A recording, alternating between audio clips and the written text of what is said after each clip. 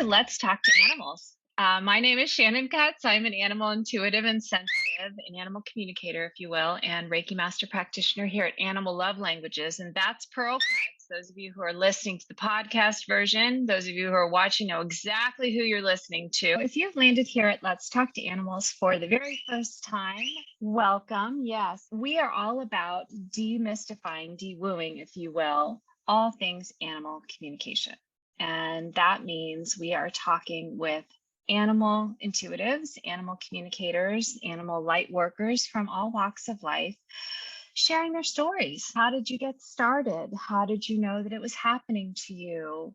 How has your journey progressed? And how has it changed your life? You know, what has this work brought into your consciousness that is transforming you? And so today on Let's Talk to Animals, we have Sammy Thompson all the way from Africa, yay, to share her rather unique journey into work with animals and humans and nature. Sammy Thompson, you can find her at Sammy Thompson, and that's SAMMY Thompson.com. I will put that in the show notes. So grateful to have you and to be able to learn more about your work. Welcome. Thank you, Shannon. Thank you for inviting me, and it's lovely to be here. I think you're doing a wonderful job and a wonderful work with sharing and having people share their stories. I think it's such a wonderful thing for so many who are just opening up to this or seeing different perspectives on it. So thank you. Oh, absolutely. It's my pleasure. And so what I always ask guests on the show to do, because we have a lot of folks here who are new, who are maybe questioning, wondering if it's happening with their own animals or with animals that come into their space. We also have a lot of folks who are just, they have a huge heart for animals and want to make a difference. And so I always each week, invite our guests to kind of rewind us, if you will, take us back where your journey started, how you started to realize that this was something that was happening in your life, and kind of how you took those first steps and you wanted to have more of these experiences. Okay, well, it wasn't, I grew up on farms with animals around me, but grew up with the typical conditioning and societal programming that animals couldn't communicate or that animals were a different species. And so while I loved animals and always had animals around me, it was never a thing. I didn't think that they were lacking in intelligence. It was just the thought that there was a bridge we couldn't cross, that we couldn't communicate with each other. And about 14 years ago, the stable yard where I was riding organized an animal communication workshop, and I'd not heard of it before then. Up until then, I'd been a typical animal-loving human. I gave my animals food, love, shelter, affection, exercise. What more could they want? And so that workshop kind of started cracking those control centers or biases in my brain open to, hang on a mo, maybe there's more than what I've been aware of my whole life. But it wasn't an immediate switch to doing the workshop and now suddenly I can hear every animal. Because of course, this wonderful piece of jello inside this black box that's called our mind we give it free rein in our lives. And mine was running all over the place going, oh no, you're making this up. And no, this can't be possible. And maybe you're not one of those that can do it. And people are going to laugh at you. And all of these little voices going on at the back of my mind going, oh no, maybe not. And so it took a long time of practice and of delving in there and of continually chipping away at that self-doubt and that confidence and the conditioning and the bias and the programming that is just so ever present in our society and with us. So over the years, just continued doing it, continued working with it, and then to where I am now. And along with that journey, it became a foundation, I think, for opening my perspective to so much more. through that, of course, with the Reiki energy coming along, I studied Reiki as well, along a hand in hand with the animal communication. And along with that, I was also then guided to look into shamanic practices, and I did the received the Munai key rites, which are the 9 rites of initiation gifted by the Quero shamans in South America. And what's wonderful, I think, about that is those rites are planted as seeds in the energy vehicle, and it's what happens afterwards that germinates those seeds. And I think it is like Reiki, I think you would find as well. It's a gentle process, very subtle but very powerful, that it starts to, and with animals as well, they start to pull you in the right direction for you to step onto your path of purpose, if you allow them and if you can be open to them.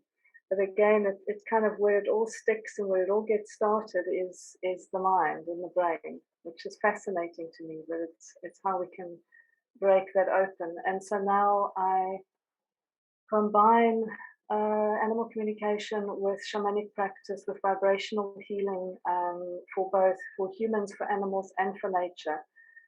I would think that, interestingly enough, we humans need animals in order to survive, and plants in order to survive. Animals really only need nature to survive, and nature doesn't need either humans or animals to survive. And I also think that is the kind of levels of intelligence, whereas we're actually at the bottom. And we need animals and nature. Nature is the biggest intelligence that we are needing to learn from and open up to. But that's just my personal thoughts. That's how it kind of opened up for me and started for me. It's really funny that you say that, because I think to myself, if, and I share this a lot on the show, but if we had a solar flare and the power grid got knocked out and there was no dinner, and you put me and our dachshund in the backyard and tasked us with finding something to eat, I can tell you who would get fed and who would still be hungry. So, really, I love how you share breaking down those inner barriers and biases in the mind. It does feel like the mind can be our greatest stumbling block. And I have a feeling a lot of folks listening are really going to relate to what you shared about thinking, oh no, this can't possibly be happening for me. This isn't real. I'm making it up, and that I've seen that stop many, many people. It stops me from time to time, especially when I get information that my mind can't make sense of. Yes. So Absolutely. I'd love for you to share a little bit more about kind of how you worked through these. So you mentioned you did a lot of practice, but because now you're working professionally, when somebody needs you, you're able to be present for them consistently and share. You've got a variety of different services that you offer.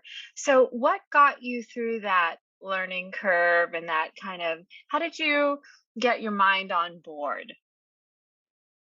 It took a long time, and it was, I think, animals that got me through it, because my animals, consistently kept showing me that it's real. And I think there were so many places where I put full stops or obstacles in my own way with my mind, thinking that, and what I've learned, what I would say now and what I teach now is very different to the way I learned it, because I think it's what I say now is that there was always for me, a sense that only a few people had this gift. And what I've learned since is that we are animals. Animals are trying to communicate with us all the time. We are the ones who have blocked it.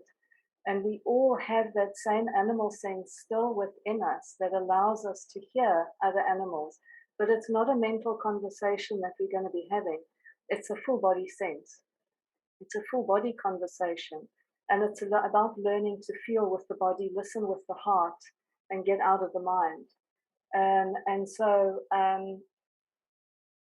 thank, thankfully, the animals are so patient. I have so much respect and awe for the animal kingdom, for consistently wanting to work with us. We are we're thick sometimes. I'm sorry to say, but um, and when I started, Very true. my own animals who took the time again and again to reassure me and to show me.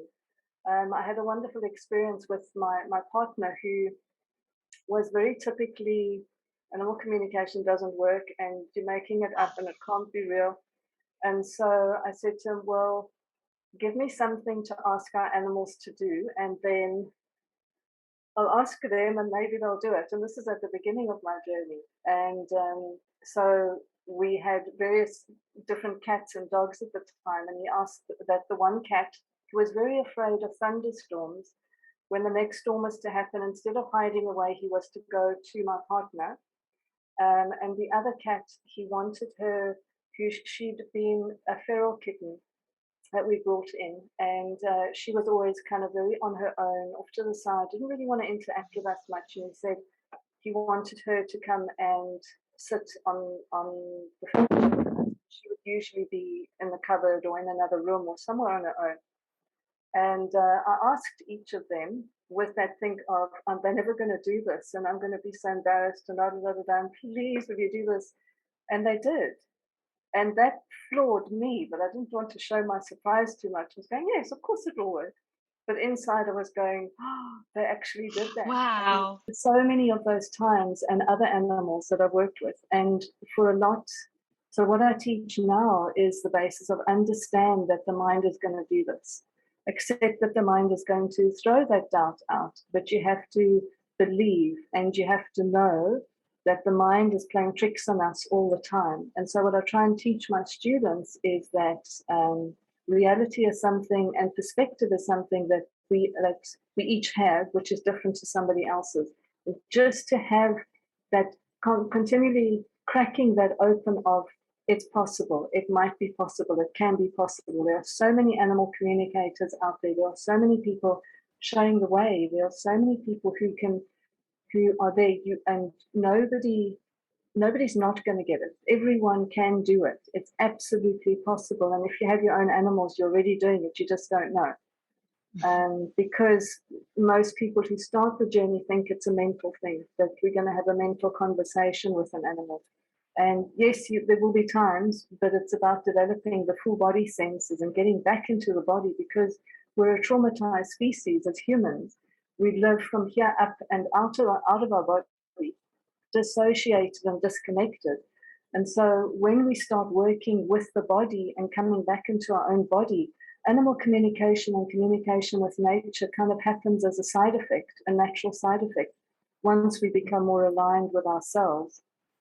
And so by focusing on this, suddenly everything else that we're trying to do, but at the moment we're almost trying to focus on a symptom of animal communication and go, I want to do that without doing the work here. And we need to start by doing the work on the body and getting back into the body, getting out of the mind, learning all of those things. And there's so many wonderful ways to do that, where as a side effect or a consequence, then animal communication, suddenly all the animals are willing to talk to us. And I think that's another big thing, especially with wild animals, is we're such a toxic, we have this, we're in our minds, we have this monkey mind, and we have this emotional stuff that we carry with us all the time. And so for wild animals, they're kind of like, well, I'm not sure I want to go there. We can connect. But the more, again, that we can come into coherence and harmony with ourselves, the more we can come into harmony with nature, and nature responds then. Did you feel like the journey that you took and the shamanic rites that you experienced, did you feel that that helped you? What were some of the things that you did to really help you get in your body? You know, a lot of people, when they start, it's like I first realized that I could talk to animals when I got a download in meditation, and I heard you are an animal intuitive and sensitive. And I mean, I love animals, but I didn't know what that meant. And I've been meditating since I was 19. And I also come from a background where, in a former career, I struggled with an eating disorder for 20 years. I founded a charity. We provided mentoring for people with eating disorders. Let's just say I wasn't very home in my body.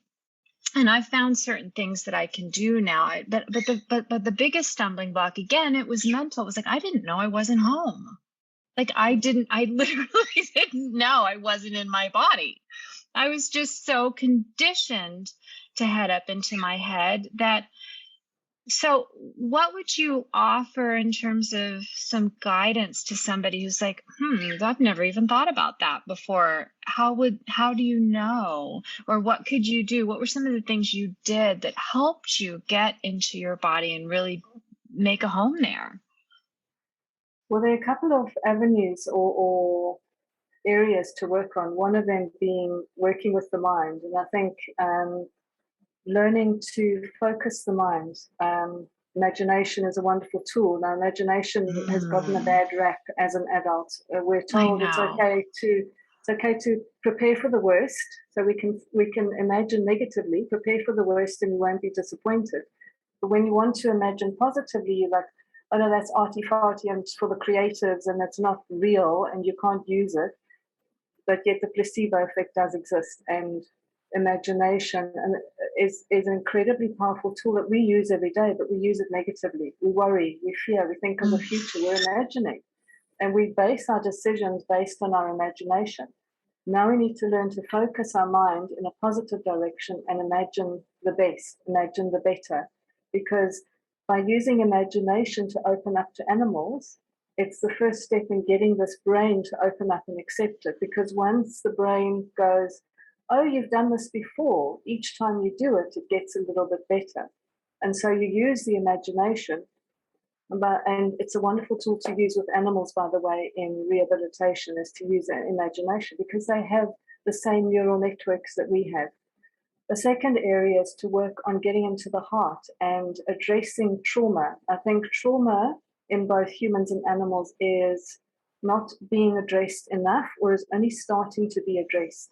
Early life trauma, and we are all traumatized at some level. There are many things that we experience in early life that we are not capable of dealing with at the time. And so when an experience is had that brings up an overwhelming flood of emotions that cannot be safely expressed, they become internalized and lodged in the body. And that then comes out, it's held in the subconscious, and that then comes out later as anxiety, unhealthy coping habits, hiding away, whatever it is. You can probably trace it back to some sort of early life trauma. And so there are wonderful programs out there that deal with early life trauma. One of them is The Emotion Code by Bradley Nelson. Fantastic to work with the self, but as well as with your animals and as well as with your family, because not only are you dealing with your own, remember that our animals are also coping and dealing with our emotional stuff through them, because I say that our animals are the biggest empaths out there. And so by getting back into the body is by addressing those underlying ones that we might not be aware of, that's keeping our bodies, our subconscious said, you can't cope, I'm going to take you out of your body. But that became a coping skill. And so it became so used to being out the body. Now we have to address those underlying things. Another area to work on is getting into the heart. And a program there that's fantastic is the Heart Math Institute. And to look at the Heart Math Institute and how to work with that again, because that brings you into alignment with nature. And one thing that the shamanic practice has taught me is that we need to come into alignment with nature, with pristine nature. That's the other areas that we need to find, and we need to preserve the wild nature. Not the manicured nature, not the manicured parks, because what that has happened is that we humans have come along and we have traumatized a space in nature to resemble our own trauma. We need to find the wild nature, because wild, pristine nature has got a frequency to it that when we can be in meditation in that space, we come into coherence with it. We come into harmony with that space. And when it is untouched and it's been preserved like that, it has an entrainment effect on us. That is so powerful, because using the heart math techniques, that can be used when you are walking around in our daily lives, which is filled with electromagnetic frequencies, which is bombardment of discordant sounds and all sorts of things that are affecting us on all levels. And by learning to come into, I think what's most important is by learning what peace feels like. Because we humans, we have a mind idea of peace being the absence of war. That's our concept of peace, but we've forgotten what peace actually feels like within ourselves. And it's really difficult to find that in our busy lives. And so as an exercise, I always recommend going into pristine nature and spending some time there until you can find out what peace feels like. And then bringing that back into your daily life and learning how to generate that when you are with animals or when you are in your own life, because it has that effect, like being with therapy horses. That's what they're doing, is they're bringing peace. They're bringing a sense of peace to the space. And by learning to be less human and more horse and more animal in our heart space, we can learn to come back to that. And all that helps when it comes to communicating with animals. There's no one particular way or steps to communicating with animals in my experience. So it's about taking whatever steps feel most comfortable for you and using them, but using them from a space of heart-centered coherence, using them from a space of being able to be in your body and being able to feel the vibrations and resonance and frequencies in your body. And by using meditation or meditative practice to quieten the mind. I think it's impossible to quieten the mind completely. I think you have to be in Tibet in a cave for 20 years with a village feeding you, then you might get a quiet mind. But I think we can learn how to quieten our reaction to our mind's thoughts and be less affected by them or less reactive to them. And I think by using those three areas or tools, we can enhance the practice of connecting with animals. And learning how to connect with a tree is actually a wonderful example or way of learning how to get into the energy of connecting with animals. Because by quietening yourself and getting into the space of being with a tree without having to listen to a conversation, you start to open up to the feeling of what sharing an emotion or sharing a space feels like. And that's sometimes all that happens with animals.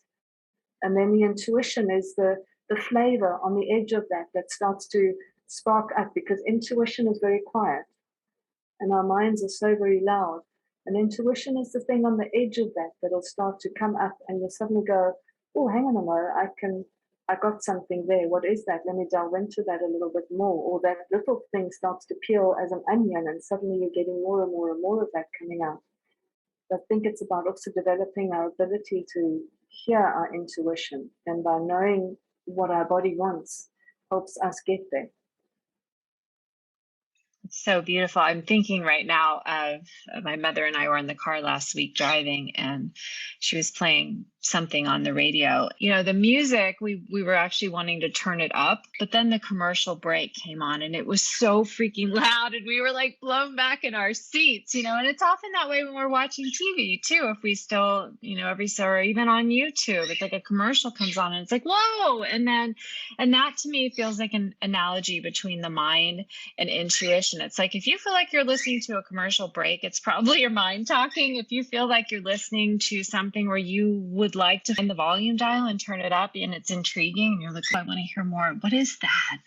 That might be your intuition talking. I loved your analogy of a tree, because I mean, it may not be the kind of pristine nature, because not everybody has the easy access to it, especially right now with COVID kind of like pushing us face to face with ourselves until we realize maybe we do sound like a commercial break in our head like all the time. And what do we do with that? It's like, go find a tree. Like you can find one tree, or go find your animal. I mean, I was sitting here kind of just petting Pearl's neck feathers. She's a little nasty right now, so she's a little grumpy, and I'm listening to you, and I'm just like, the combination of listening to your voice and listening to my favorite topic in the world, which is talking about animals and nature, and just adding soft neck feathers, put me into this state of total bliss. And so it's like we can have these micro moments where, like, I loved your analogy of the cave, like 24/7 for 20 years straight. We're either going to be peaceful or we're going to be like insane or we're going to be dead. But so let's try to string some micro moments together and slowly but surely realize that, okay, being in my body is kind of amazing. I love what Einstein said. He said, there's nothing's a miracle or everything's a miracle. And that's what I thought of when you were talking about dealing with the doubts and finding even creative ways to invite your partner to just play with the idea. Maybe it's possible. It's like you can invite your mind to play with the idea. Maybe it's possible. I wonder, get curious, like maybe everything really is a miracle. Maybe it is, and maybe that means this is real too. And it's still like I'm kind of speaking to our listeners and our viewers right now too. Like, if you're still hanging with us, if you're still listening, chances are good you've already had a little taste of that miracle. And that's exactly why we're here, because your left brain that likes to logic everything out, make plans and strategize and make sure that everything makes sense and that you're adulting well enough, is going to say, oh, but here's two animal communicators right here, and there's so many more out there, and the market's glutted. And it's like, guys, really, and gals, think of all the animals that have never had a chance to share even a little fragment of who they are with a human animal. Why would they want that? Because they know that we have the power to save this planet and to reestablish a safe home for all of us. So if you're interested, if you're pondering, give yourself a chance. There's an animal in your life who's asking you to give us a chance. And that's why we're doing this. Because even if every human opened their ears wide, we would all have a full-time job. We'd all have lines of animals just wanting to share a little bit of their wisdom, a little bit of their insight, their fresh creative ideas. I love what you said about pristine nature, because we do feel creative when we give ourselves this space. It's like, when was the last time you created anything that wasn't on a to-do list? Nature creates stuff that's not on a to-do list all the time, and it's just wonderful. Nobody wants to go to the accountant. No offense to accountants, I love mine, but we don't want to go there on vacation. We want to go see the wild beauty in Africa or Costa Rica or in our backyard. Even if we're having a staycation, we want to and that's what nature helps us do. Just breathing can really help you get back in your body. I know it really helps me. So we're kind of cropping up here on the end of our time today, which always flies by oh so much too fast. But you've got a lot of you with animals and humans in a lot of different ways, and there are so many different ways to work with animals. I love that you're living what you're sharing. You have offerings where people can even Zoom with you and take a virtual nature walk and reconnect. I would love it if you would share a little bit about some of the ways you might be able to help people who want to get back in their body, who want to feel more connected, who maybe are listening to this and they can't travel. It's not feasible right now for whatever reason. Would you kind of get started with somebody? Well, I think I do a lot of tailor-made one-on-one either mentoring or courses or along whatever variety. And of course, with that, it's purely based on what the person or group, where they are, what they're searching for, what they need. Been very blessed to be guided to live in a beautiful part of the world, and we have the whales, we have the forest, we have caves where archaeological digs have found evidence of human habitation dating back 70,000 years. We have rock art. And so some of the things that I do to help humans who can travel is I do bespoke retreats, one-on-one or a day, several days. I also do workshops and courses and mentoring and coaching on Zoom or in person. And that includes things like working with vibrational tree mists, beautiful forest nearby, pristine forest, and the forest steward made a range of tree mists based on the trees in the forest and bringing their energy through these vibrational mists. Absolutely beautiful. Platypus forest tree mist. Working with people with those mists, teaching them how to connect with trees, teaching them how to connect with animals, either their own or with animals, as well as teaching them how to connect with nature and how to connect with themselves, teaching them through giving them, equipping them with the skills to connect with animals, connect with nature, connect with themselves through Reiki, through vibrational healing, how to, for instance, use muscle testing, how to ask the body what it wants and what it needs. So just the basics of just kind of connecting with humans to bring humans back into a connection with nature. I dream of a day, and I'm sorry to say, but I dream of a day when animal communicators are no longer needed as something different. I dream of a day when everybody is there, in harmony and in balance, back in balance with, because we were there once. It might have been tens of thousands of years ago, but we were there once. And I think we carry that in our DNA, and we can get back to that. But it's just about learning how to undo the worst of what modern day has brought us and bring the best of what all of those ancient traditions, and what we still have within us, bring ourselves back to that. I also work with animals around the world, doing a lot of trauma release with them. I work with big cats, doing rescue and relocation of big cats, lions, tigers, cheetahs, leopards who have been rescued from zoos and places where they've not been looked after and then brought to sanctuary in South Africa. I must say there, the difference that it makes to the big cats to be able to be prepared for their journey and relocation is incredible. And that, as well as being I think a huge thing for me as well is to see the effect on animals, because I think as animal communicators, we might not often see the major impact that it has on the animals around the world. So as animal communicator, I would also recommend, if you can, get involved with a haven, with some place that you can work with, where you can give a little bit back of what you have in order to help the animals. Because over the years I also work with an animal haven where we've worked rehabilitating dogs, donkeys, and horses. And then we've retirement for the horses and donkeys, but we've worked with the dogs to find them homes.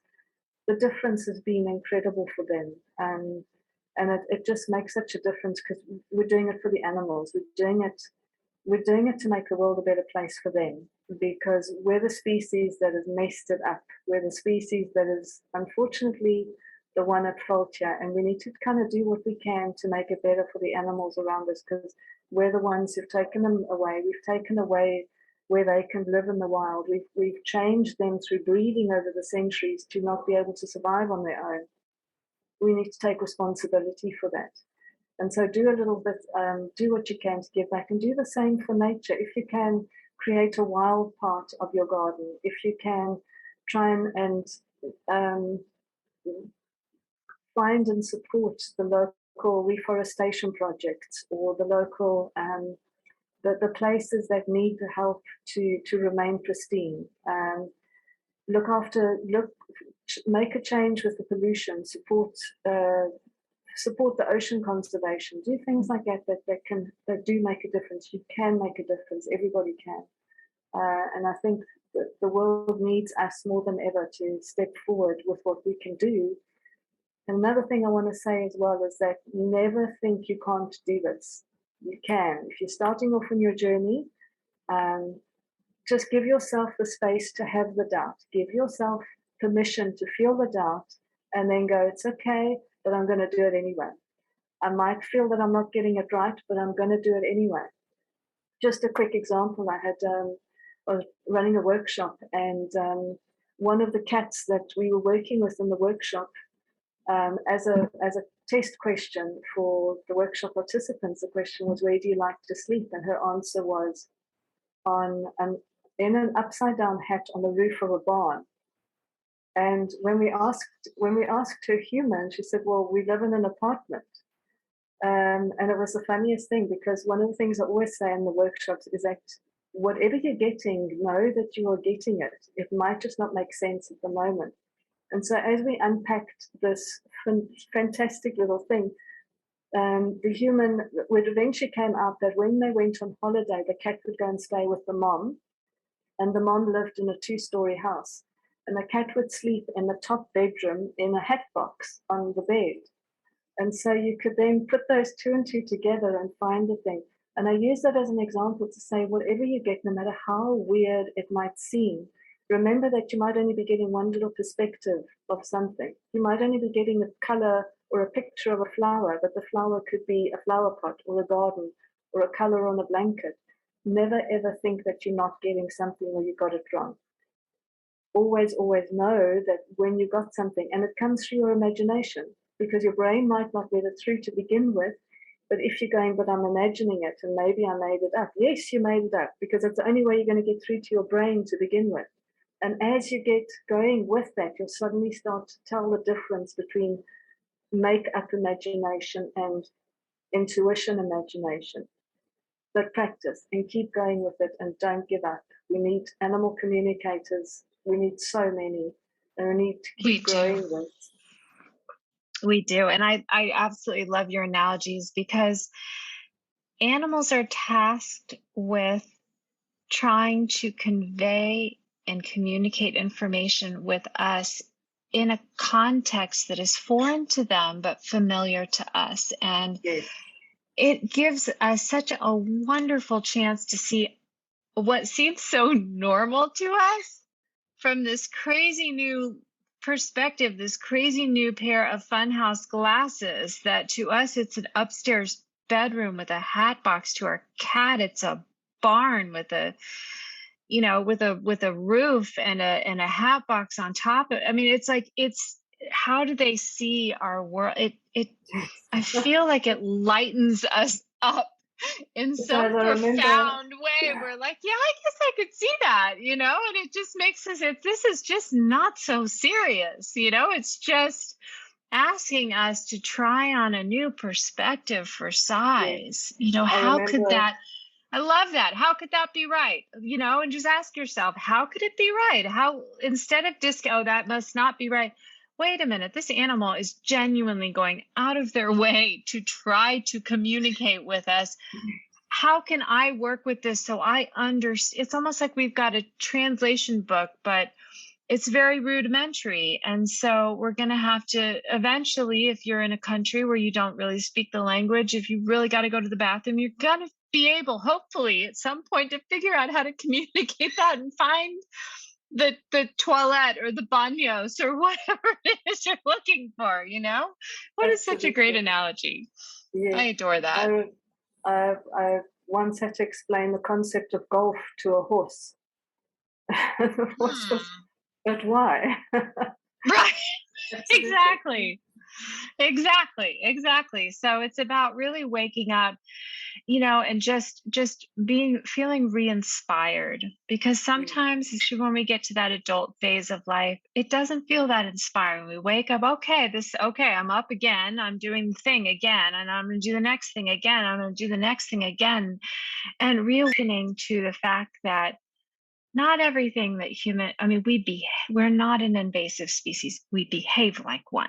There's a big difference. I remember when not my first experience of talking to animals, but the first one that was validated for me that yes, that was an experience of talking to an animal. And I was like, okay, I'm doing it, I'm doing the thing. And I remember feeling like I was a spaceship and a whole bunch of bells and whistles had just turned on inside me that I never knew were there. And it makes me feel like, gosh, if everybody could have that experience, because we don't have a manual for all of this body, this mind, we don't know how everything's connected, And what if you have superpowers inside of you that you never even knew were there? Animal communication woke me up to what it means to be alive and what it feels like to be alive in a way I never knew was possible. And there's lots and lots of ways to experience animal communication right out in nature. But you can start from wherever you are. And that's the point of Let's Talk to Animals. We bring you a new guest, an animal communicator, an energy worker, a light worker in the field, pet care practitioners, holistic aromatherapist, pet wellness. How do we begin to reconnect from the heart and remember at a heart level, what you said, emotionally, in the heart, in the body, that we do belong here. Let's make this a real homey place again for all of us to live. And recognize that if you're still here, you're already making a difference. You're opening your mind, you're interested, you're wondering, you're playing with some fresh, new, adventurous ideas that only a microcosm of our species is even aware is really out there, let alone interested in. You're being brave. I want to say thank you. If you enjoyed Let's Talk to Animals, a young show, we're still pretty new. We're coming up on our 50th episode. So we've got some wonderful resources to share with you. It's always free on YouTube and anywhere that streaming things stream. You can find us. And if you can't, pop me a line and I'll see what I can do to change that. And if you'd like to hear from someone specific, please let me know, and I'll do my best to bring them on the show. You can find us at animallovelanguages.com/podcast, on YouTube and Spotify, etc. You can find our guest today, Sammy Thompson from Africa, at sammythompson.com. And of course, you can find myself and Mr. Pearl and our wonderful little menagerie nesting and biting away at animallovelanguages.com. Sammy, thank you again so much for donating your time to be a part today and share more about your world and what you do and your love for nature and the planet. Thank you, Very Shannon. inspiring. Bless you. Thank you. Bless you for everything Very that you do. grateful. Very, very grateful. And Bye, to Pearl. you. Please like, subscribe, share. All of our love. Okay.